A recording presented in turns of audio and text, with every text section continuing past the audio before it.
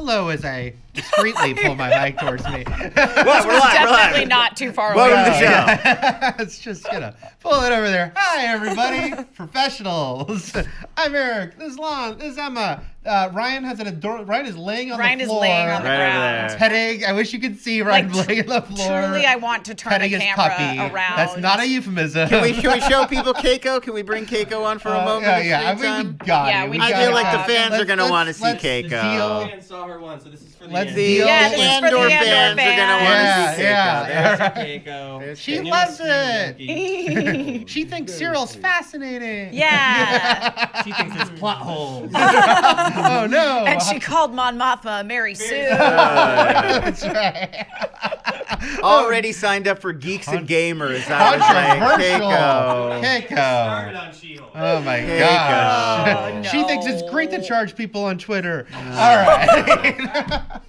Anyway. Controversy already. Can't wait for somebody else to pretend to be me on Twitter. 'cause Andor episode 9. Yeah, what about that Andor show? It changed all the rules, know, guys. it did. Though, you know what? I will say, to somebody's credit, I did see in chat last week, somebody did say that episode 7 was meant to be a standalone, and Right. that this was that the episode we watched last week was only part 1 of the next 3-parter. And Gilroy! you know what? It turns out they were right. They were missed totally right. that. Yeah. Spoiler warning, if you haven't seen episode 9, nobody's listening. That's what the title of the episode Yeah, is. that is. 3, 2, 1, we're in full spoiler zone. I think this was, I'm like, if I'd looked at the writing credits better, because there was a different Right. writer Yes. for episode 7. You are correct. We're having 3 episode arcs by one writer, and Bo Willimon yeah. is writing this 3 episode arc that didn't begin with 7. It began with 8. Yeah. But missed that part. So and clearly, so 8, 9, 10, it appears, is the new trilogy, because Yes. next week we'll get the prison break, I think Right. we're all presuming. Yeah. And then it'll And then be a there's 2-part finale. written by Tony Gilroy. Right, Yeah. yeah. Okay, great. Got So it. he comes back for that. But yeah, this episode it uprooted us in a couple ways, which is A, we thought it was the end of an arc. It wasn't. And B, it wasn't the end of the arc, and yet it had an episode, a final moment that felt like a TV show final Yeah. moment. Yes, it really did. What Yes, was it going did. on in Andor this week? It's just, It was so funny because when they had that final moment and he basically has the conversation about like how many guards are on each floor and it's Yeah. like never more than 12 credits, I was like, whoa, what? I truly, like, it was. Where's the mundane I was gonna say, scene? like, Yeah.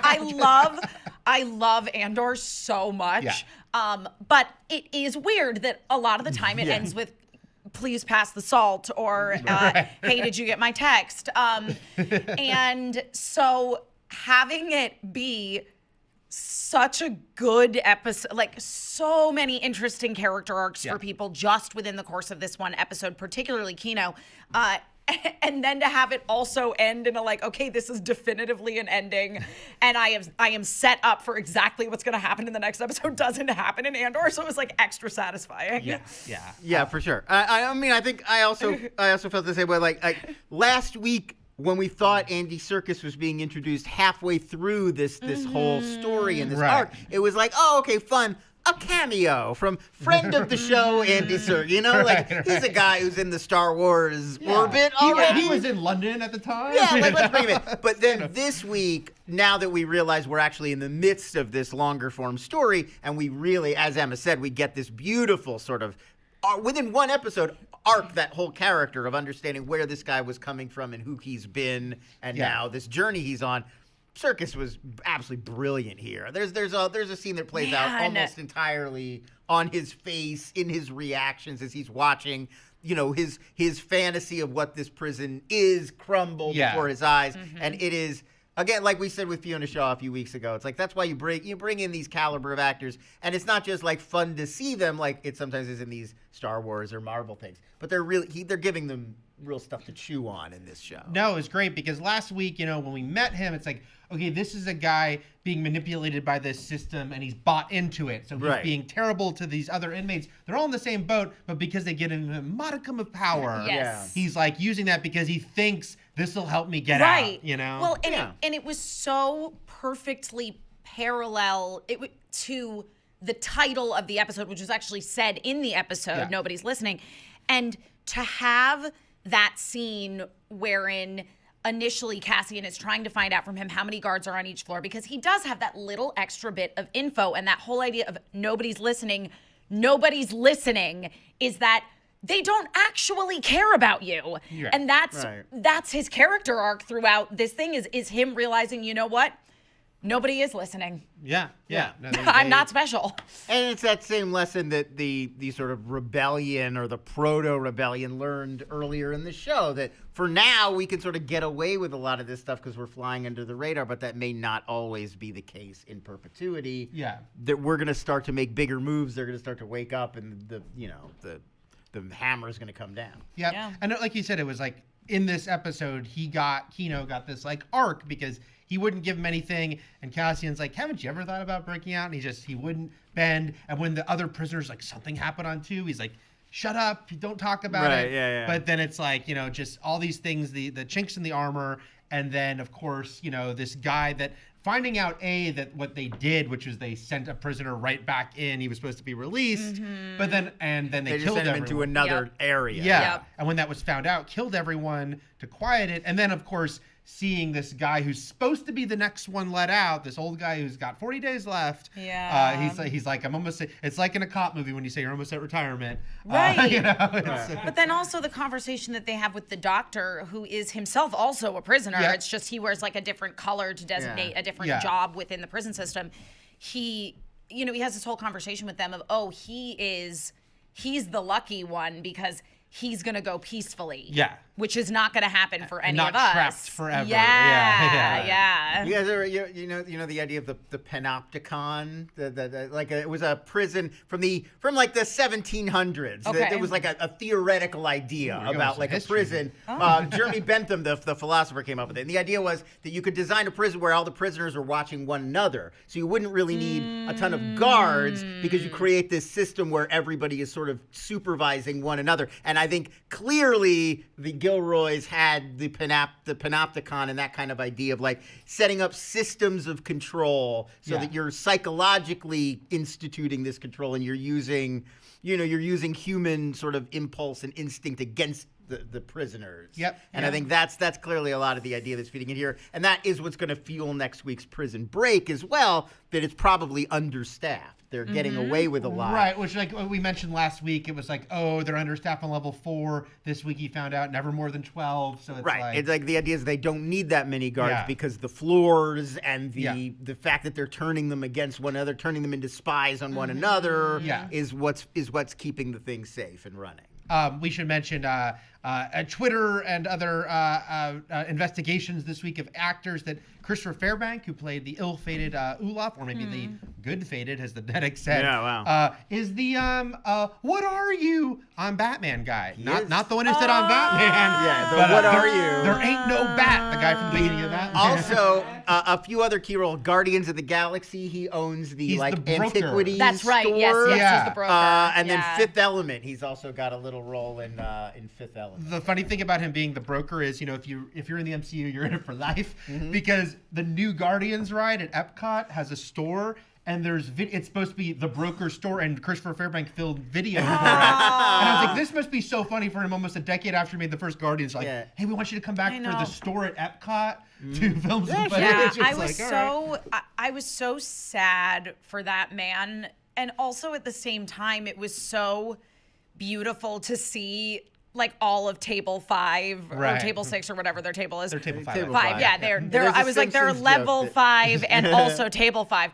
And they like rally, the way that they rally around him and are all looking out for each other. Like that again is that whole idea of, okay, well, the Empire, nobody here is listening. They don't think of us as people. And you're seeing the opposite happening of what they're intending to happen, which is turning all of these people against each other and having them effectively spy on one another and police one another, when in actuality what you're seeing happen here is, because you have this person, Cassian Andor specifically, who came from a Cassian is on Cassian's side, Cassian's looking out for himself, but that ends up translating into him forming this like alliance with the people at his table.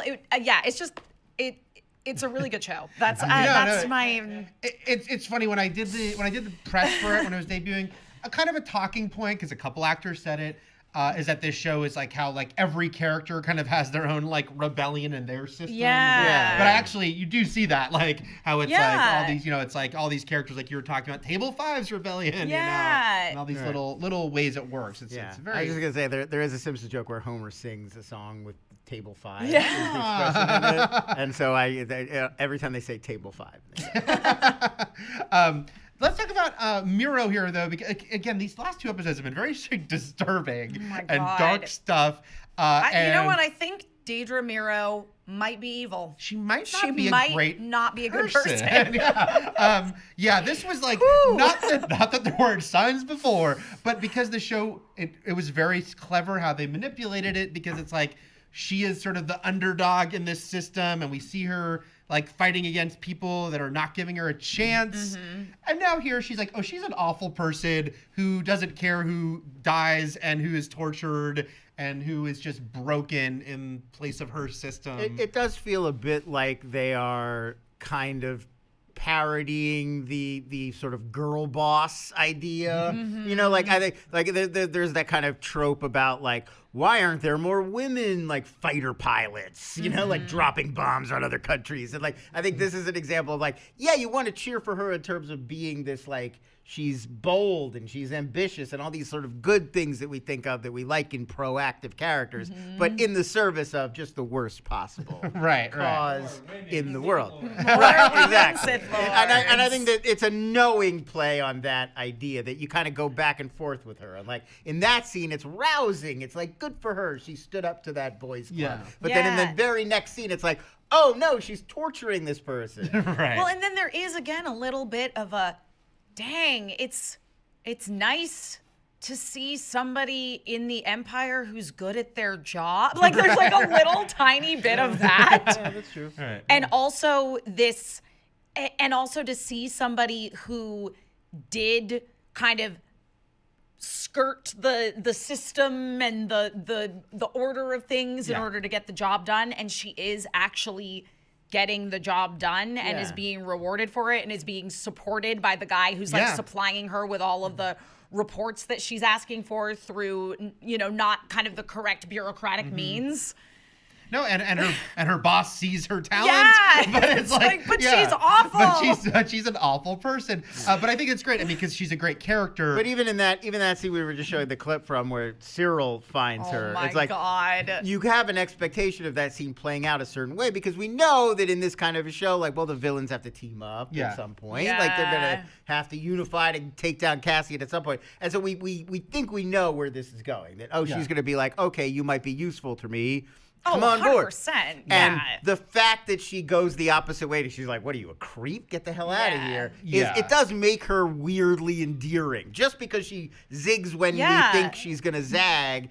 And I think they're doing that on purpose. Well, they're also, but even Cyril in this episode, I was like, they're definitely kind of having an interesting relationship with the audience here, because Cyril, his first scene is a scene with his terrible mother. Oh my God. Being terrible.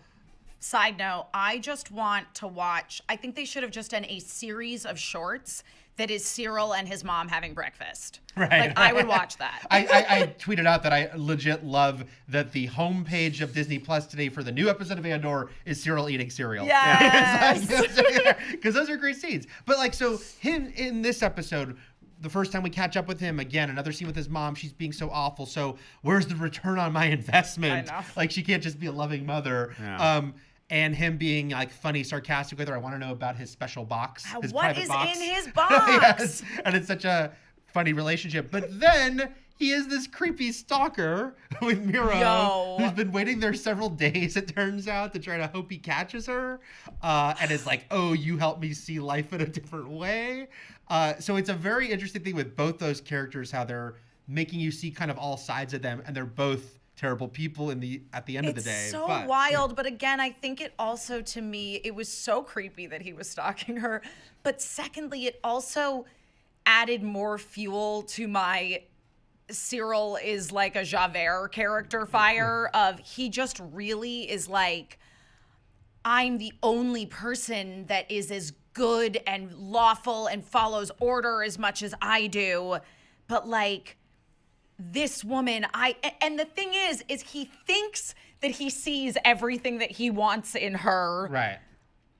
However, I will be curious to see what happens when he like fully sees what she's doing, because from his perspective right now, she is just somebody who is going above and beyond, but he's not like actively seeing her torturing people with the screams of dying alien children. Right. So I am curious. It's interesting. I think I've changed my take on him a little bit recently. Like, I think my original read was, yes, it was like it's Law and Order and it's his dedication to the Empire and the job he was doing and being a professional and good at his work. And I don't know if I buy that anymore. I feel like kind of in some ways the Empire is just an escape from this miserable home life for him. Sure. In the same way that the rebellion is an escape for so many other characters. I kind of feel like that's the parallel that we're drawing. Is like for him, this is just his way out. Like, if he does well enough and he gets a good enough job that he can support himself and he rises up high enough, he can get away from his mom. He can get away from Uncle Harlow. Right. He won't have to deal with that whole world anymore. And that's what it's really about. And he's leaning so heavily into this because he sees this, it's a little crack. But it's an opening. It's the only opening he's ever had. So then I guess my question for you then, Lon, is do you think that he is evil on the level of like Daedra Miro? I don't know. I'm tempted to say no. Okay. That for her, she's getting off on this power Right. and this authority. Right. Especially that scene with Dr. Gorse where he's smiling while he's talking about the aliens. And he's like fascinated in this like it's science. And I think they were going for like a...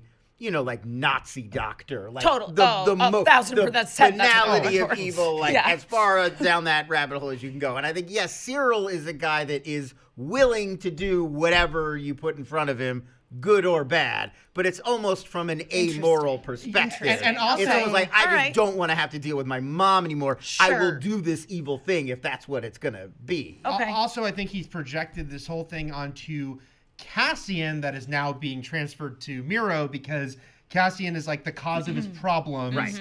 And now he's so happy. He's like, you're after him too, even though she's only after him as a cog. Like, she's not personally Right. For trying him, to get it's a Cassian. vendetta Yes. because he thinks that, like, you cost me my gig and my sense of self. Right. Right. So that's adding to him being like, oh, you're this part of what can help me here. But for him, I think it is on some level purely personal. Whereas for Miro, she wants to rise his career, but it's also just like she likes being in charge of other people and she likes interrogating them, and that's who she is. Yeah. I do want to mention Dr. Gorst a little more because, that was so unsettling. So creepy. Like, because when she introduces him, he's like, hi, to Bix, and it's actually kind of a funny moment as far as, like, the villain who you wouldn't expect to be introduced that way. And then it turns out, like, his whole demeanor is just like, oh, what does he say? It was a little chaotic the first time we tried this. Right, It's also mundane, and so I'm your chum, and I'm about to do such awful things to you with the sound of dead children. Yeah. Wow, this was a dark. I mean, this show in general has been dark for Star Wars, but I thought this was sort of next That level. was very dark. Yeah. Not only is this show not for kids, we will use this torture device. It is like torture is a well storied and versed part of the Star Wars universe. It totally is. So, Oh, like, yeah, it's it in definitely most. is. A lot of Star Wars From stuff the has little needle on the ball. Yeah. That's what I was gonna say. I Yeah. actually kind of thought. Part of me was like, I kinda thought that, too. We're doing the origin of the 'Cause Han this is 5 years Solo torture before. device. Like, Yeah. this is the guy who invented the Han Solo torture device. Right. I I kind mean, of thought look, that's he what. may yet invent it. We No, don't know. I do feel like He's we still alive. may get at their interrogation techniques developing over time. Yeah. Yeah. I think Mikolaj put in the description. We have a link to an article we put up this week about the ISB and kind of their history. Because there was when Bix sees Miro, she's like, "You're ISB. You're the worst of the worst." And it's always like the Empire in general. Obviously, there's a whole Nazi overlay to that. Yeah. But the ISB specifically, who have been mostly in sort of peripheral stuff until now, and this is their time to shine in all their awful ways. It's the bureaucracy. I Yeah. think it Yes. is. It's the fact that they're so organized, that they're so bureaucratic about it, that they're treating it like work and like a corporation and like like how you would a well-run, well-oiled machine as opposed to running a war. Yeah. And I think we immediately associate that with the Third Reich. Yeah, Yeah. for sure. This is some intense stuff here. Let's talk about, I guess, on the lighter side relative to this episode. Anything's lighter than the Third Anything's Reich. lighter than Anything's that. No, we found out who Vel's rich family is, Yes. and it was something else obvious that we should have suggested. I know. But she's not Well, Luthen's daughter. She's Mon Mothma's cousin. It was so interesting when they brought up your cousins arrived. Yeah. You'd want. We were That told was you when want to I put it know. together. I was like, I bet I know who this guy I had a moment where I was like, okay, this is gonna be somebody from the rebellion. Someone for the rebellion, And in that's what I my thought too, brain, yeah. I was like, oh, she's not really her cousin. That's like a code word. But it's like, no, literally, number one, it is somebody from the rebellion, and number two, it is also literally her cousin. Yeah. Oh, that dinner scene they had when Mr. Mon Mothma, Freaking Perrin. I do not like him. When he was like, "Oh, have you found yourself a husband yet?" And obviously, we know she's not gonna. And she's like, "It wasn't really on my list of things to do." And obviously, we know it's because she likes women. Yeah. But it also plays on the arranged marriage. Oh, totally. He's talking about, there's not going to be anybody left except yes, widowers. that was exactly what I was in the getting Game to. of Yeah. Thrones style Yes. of like, making a valuable Because match. you should have been married by 15. Right. You Yeah. got to make a valuable match. Yeah. Which is apparently how they do things on Chandrila. Yeah. And also, Mon Mothma, I guess, used to date her friend who she's like, sort of. I mean, they were like went to grade grade school school. love. Yeah. There's some talk about it. It was also interesting that Vel completely kind of takes what Cinta said to her and says we take what's left. Yeah. When Mon Mothma is telling her. But also, it's also interesting because we're at this time when there's no rebel alliance. It's these rebel cells. That Vel won't even tell her, oh yeah, I was part of that huge Aldani thing. Yeah. Like she won't, like it's all, she knows she's a rebel. They know each other are rebels. Clearly. But it's like, but no one's openly talking yet about what they're doing. Just like last week, Luthen and Saw were like playing that game. Yeah. It's like, but of course you see that's a problem because how can you actually work together if no one's actually Talking to each Trusting other. each other, Yeah, even amongst family. But yeah, Perrin, ooh, that guy sucks. Yeah, But and then we got a character mention, which I'm glad I rewatched with the. Well, before we just move on. I feel like there may be some kind of a turn coming though, because we've gotten so much material about how bad he is. It feels more to me than pure background. Like if it was pure background, one or two references to like, and her husband kind of sucks. Like he's going along with the Empire. Right. She's the one who cares.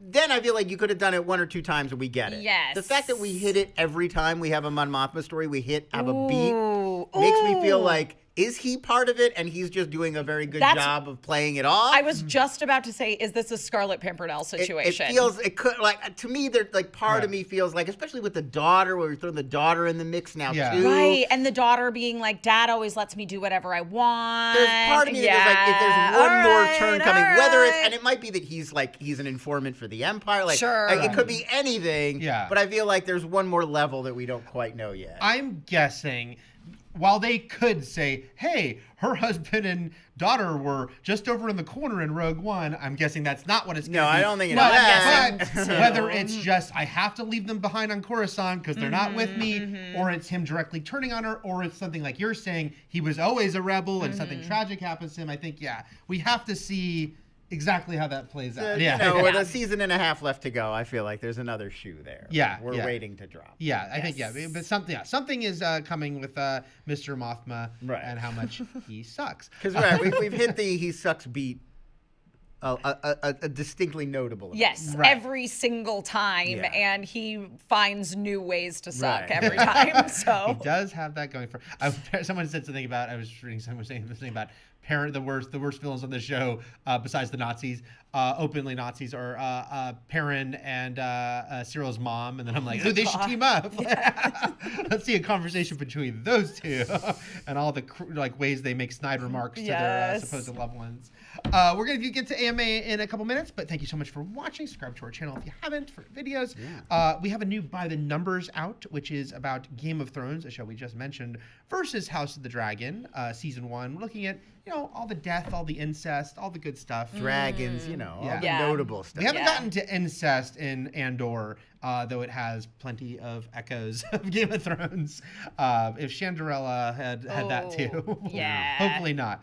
I feel like there's a lot of cousins getting married on Chandrilla. It's That's very just... possible. We have just my attractive guess. cousins on this show, but they have not. So far, they've not expressed any kind No. of Yeah, no. that's true. romantic That's interest. true. Yeah. That is true. And then Emma, what have we got going up in the world of Twitch? Yeah, so thank you to anybody who is watching here right now that joined us for our charity stream on Monday. We were able to raise $2,000 for Gamers Outreach to help get games in the hands of kids who are ill in children's hospitals. So we really, really, really appreciate all of that support. We'll be back to Game Club on Thursday at 3:00 p.m. So that's tomorrow, twitch.tv/fandom. We are going to be playing A Way Out, which is basically Shawshank Redemption, the video game, and it relies literally, you cannot play the game by yourself. So Bailey and I, of course, have to co-op the entire game and really work together. Heavy narrative, lots of puzzle solving, and it's also on major sale in the PlayStation Store right now. If you want to play along and keep up, it is like $7 in the PlayStation Store right now. So we're very excited about that. So look for all of that stuff. And then we wanted to mention, we're doing some of these Wikipedia call-outs of stuff from the episodes to kind of dive more into. And this is something that none of us caught last week. Nope. It was a very, but I like it because in a show where people are like, this is not a very Easter eggy show, they slid a character in there, a pre-established character, but it was already a peripheral character. We're talking about Ruescott Melshi. And one of Table 5, we were joking last week about all these new names to learn at Table 5. Boy. But Melshi is a character from Rogue One, same actor.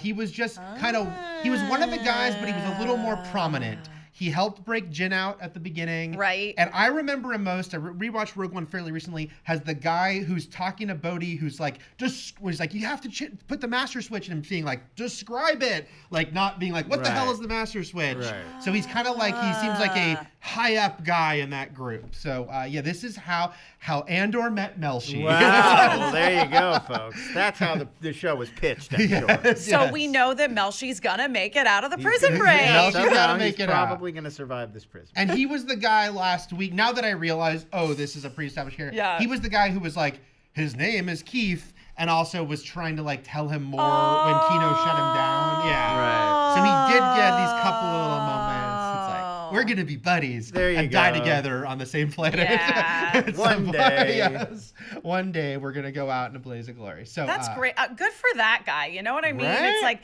he played a relatively minor role in Rogue One. He was on camera a fair amount. He got to go die in the fight. Yeah, well, I mean, that is one of the advantages of bringing a guy like Tony Gilroy back, Yeah. who worked on Rogue One, is that, he's going to think of those kinds of little opportunities to like, Right. that's a guy that we could bring back. He would have been in the rebellion in this era. Yeah. And it's like, I do remember as a kid, growing up loving Star Wars, before like more people knew who Wedge was, I was so little I hadn't really clocked like Wedge, and then I went to a screening of Star Wars where people were cheering every time of the trilogy. Yes. People were cheering every time Wedge popped up in all three movies because again, he is like a peripheral character. They just decided let's bring the same actor back. Yeah. So that's always like the fun stuff. Is like there's Luke Skywalker walking in, and then there's like Melshi. Yeah. That guy. You need some that guy. Let's get that guy in there. So let's do a couple AMA here before we wrap up. Darth Relum says the prison scenes feel like scenes from Michael Bay's The Island. Now, I haven't seen The Island, but what I have seen of The Island is pretty good, actually. Wasn't it fairly influenced by 70s sci-fi itself? Yes, I mean, that's what I was going to say, is that Michael Bay's riffing on the same kinds of things that this show is riffing on, like Logan's Run and THX, that era of sci-fi. But I don't disagree that they're both doing the same kind of like everything is gleaming and bright and minimalist and white and like, lens flare and like almost too clean to be believed. Like that vision of the future and of like, a factory sort of warehouse kind of setting. Yeah, for sure. That it's. I mean, we've talked a lot about this, but like this prison, the show in general, but the prison especially, just so leans into that part of 70s sci-fi that Star Wars had a tinge of with like those Death Star corridors. Anything imperial. Is like, But here's a way to really do it. Raghu Sitharaman says, Daedra ISB officer Cyril, a disgraced private security seeking redemption. They looked for a rebel and instead found love. Coming soon to Disney Plus, The Fault in Our Death Star. I saw that comment. It's so funny. I mean, again, though, I do think there's a certain amount of like playing with the audience, because guess what? There is a contingent of fans who have been shipping these two. Of course, And- of course. yeah, I mean, is it a fandom? People are shipping these Yeah. characters. And again, they're both great characters, so it's not They like are. we shouldn't be interested Yep. in them. It's just that the show wants to keep reminding us also of who they are as people, but I think that's fascinating. That's funny though. The Fault in Our Death Star. That's yeah. a good. That's a good sketch. I mean, we're coming off of we just had House of the Dragon, where it's like there was so much debate about like Daemon, a man who spoiler for House of the Dragon, Daemon Targaryen. kills Yeah. one of his wives. Yeah. Like he's like Still an internet boyfriend. I'm still an internet Still an boyfriend. internet boyfriend. And Yeah. so yeah, it's like with Miro, with Cyril, it's like they're kind of being like Cyril, I feel like this year especially, we've had this like the bookish, nerdy, quiet man is having a real moment. Like there was that Nathan Fielder thirst movement earlier this year. yeah. And I feel like Cyril kind of fits right in there. Like a guy who might be seen as a little nebbishy, a little nerdy for usual thirst. But Sure. in Right. 2022, we're kind of having these alt thirst trends. Yep. Leading into it. Yeah. Yeah, it's like Jeremy Allen White on The Bear, like the thirst for him. Right, exactly. It's boundless. That one, I mean, I feel like that one. I think that one's a little more Like, understandable. a but I think conventionally attractive guy with a lot of tattoos. Yeah. He seems kind of tough. Yeah, girls and hate not that. to completely derail, but like weirdly, The Bear is an extremely sexless series. Right. Yeah. They're it's pure workplace. Yeah, They're- so I they're think not that's dating. part of it too. Still a thirst trap. Yep. Brent, you're here. Actually, I'm glad, Brent, you brought up this scene because I had forgotten to mention it. That seeing all the senators booing Mon Mothma during her speech was rough, Ugh. and really a clear indicator of how easy it will be to dissolve the Senate later. Yeah. Yes. I just like the idea. I think that these people that are, and this is like, well, it's like what happened with Kino, which is these are the people that are like feel like, oh well, this we can make the system work for us. I mean, even Yep. more so because Right. they're not in prison. But Yes. it's Yes, like, but it's still Yes. it's Yeah. that political of like, well, let's see how this plays for me and like for my system or Yeah. for my planet, or as opposed to like this is wrong and we got to ideologically oppose it. That scene also I thought was really interesting because the one thing I associate with those kinds of scenes, like we're going to see the whole Galactic Senate in this scene, is aliens. Like that's Star Wars always takes the opportunity, like big crowd scenes, like that's where you put in a lot of like weird, Right, freaky, right. like look at this alien you've never seen before. And they're they're little. really reserved about Yeah. that in this show. I don't know. I don't think it's budgetary. I think it's like I purposeful. think it's a Yeah, decision I too, don't think yeah. that tonally it makes sense Right, with but like Andor. So. yeah, but like we're it's the lightest mix Yeah. of new alien Yes. looks and designs of any Star Wars thing ever. Yeah, we're I seeing mean, almost entirely humans. they're this show. definitely present because it was like even with the torture device thing that they were playing, they were saying like, oh, this alien Yeah. species, they make this And specific we've sound. gone- and, yeah, when we go we to have seen planets. some We see aliens. it. Yes, When we But- go to a planet, like, oh, we put a base on this planet and the Right. native population's going, like, then we see them. Yeah. But just like around. Yeah. Usually any Well- group Yeah. in Star Wars are going to have a droid and an alien. we in are there. also spending a lot of time in Empire facilities, and there are no Yeah. aliens. Right. So- No, I think that's. I think there's a part Yeah. of it that is because we're in the corridors of power. Yep. Like we are seeing less of like the. Again, we're in the mid rim here, baby, Yeah, not the outer right, rim. Exactly. It is funny because it does it did strike me, of course, that the prison is all men and all human. Yeah. And I think that's obviously a good choice for the story. I Yeah. also think some book will explain it. That's someone else's thing to like explain. Yeah. how And I don't. It is somewhat, but like they're making more episodes of this. Yeah. And so part of it is got to bring the price down per episode, and part of the way you do that is Yeah. by cutting the makeup and prosthetics budget. Oh, yeah. So you don't have maybe as many droids and aliens just walking around scene by scene. Well, Makes- because those scenes in the prison are pretty cheap to shoot. that was it. It was the first or second episode had the scene where Andor's talking to that guy who has that big alien come over his muscle, but then it's like a funny Yeah. exchange where he's Right. like, "Oh, he just asked me to come up and say that," but it's like that felt like their concession to like a typical Star Wars Yes. moment. Right. Because it was a fun moment, But like, yeah, that was like the last time Andor, I think, spoke to an alien. Yeah, You know, compared it's to like a Boba Fett, Yeah. where the whole show is just him walking around this village that's full of every kind of Star Right, Wars right. character you can think of, and everybody's blue. Yeah. It feels very, very different mode this time. But again, it matches like the films that I think are influencing it as well. Just that aesthetic. Oh man, guys, I'm gonna massacre this person's name. I feel really bad. Does any of them think they'll say this better than I would?